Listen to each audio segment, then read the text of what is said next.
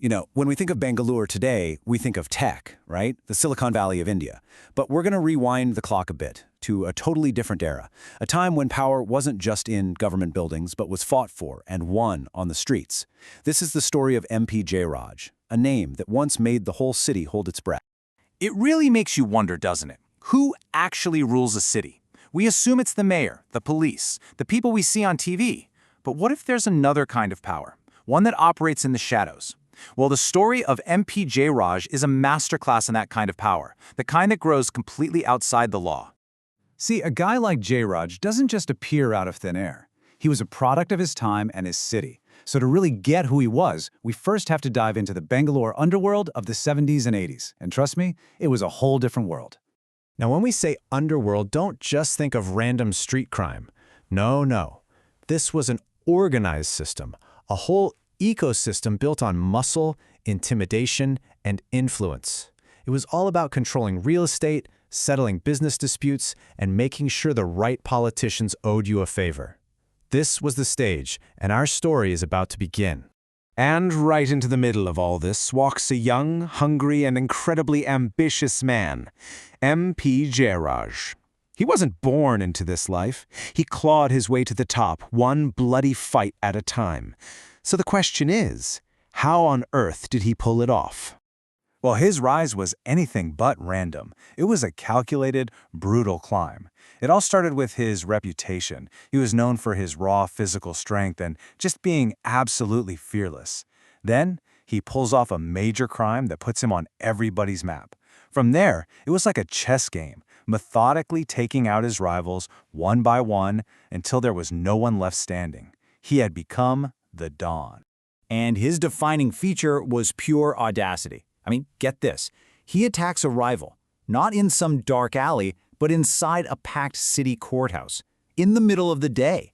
That wasn't just a crime, it was a performance. It was him shouting to the whole city, "I make the rules here, and I'm not afraid of anyone." An absolutely legendary move that sealed his reputation. Wow! Just listen to this quote for a second. In this city, you either hunt or you are hunted. I decided a long time ago which one I would be. That tells you everything, doesn't it? It's a predator's philosophy. For him, life was a zero-sum game. There was no in-between. You were either at the top of the food chain or you were somebody's lunch. Okay, so he's got the streets locked down. But street cred only gets you so far. To build a true, lasting empire, Jairaj knew he needed a different kind of power. He had to get into a whole new arena: politics. See, Jairaj was smart. He knew that real, untouchable power came from having friends in high places. And back then, the line between crime and politics was, let's just say it was incredibly blurry. Politicians needed guys like him for muscle, and guys like him needed politicians for protection. It was a dangerous, symbiotic relationship that basically ran the city. So you've got to picture him, walking this insane tightrope every single day. On one side, he had his allies, powerful politicians, wealthy businessmen who could make problems disappear. And on the other side, a long, long list of enemies. We're talking rival dons, cops who couldn't be bought. His entire life was a high-stakes balancing act. And get this, at the height of his power, Jairaj had over 40 criminal cases filed against him. And we're not talking about small stuff. This was everything from extortion all the way up to murder. And yet, for years, the guy was basically untouchable. That one number tells you everything you need to know about how much influence he really had.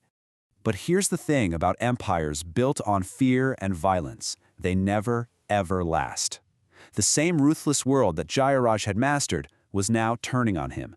That intricate web he'd spun was about to come crashing down.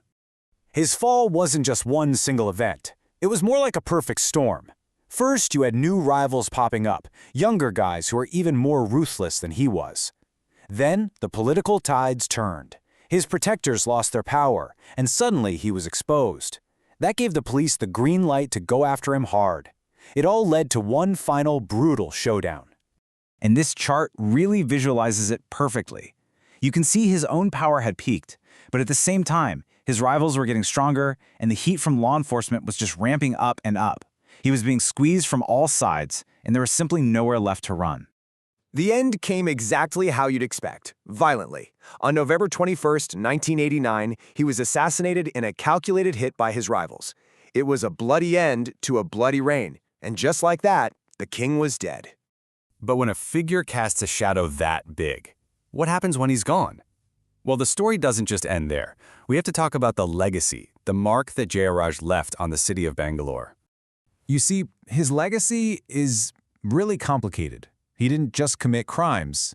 He changed the very nature of organized crime by weaving it directly into the fabric of politics. His whole career was a giant spotlight on the corruption that was festering just beneath the surface. And here's the crazy part. For some people, he became this anti-hero, a kind of cult figure.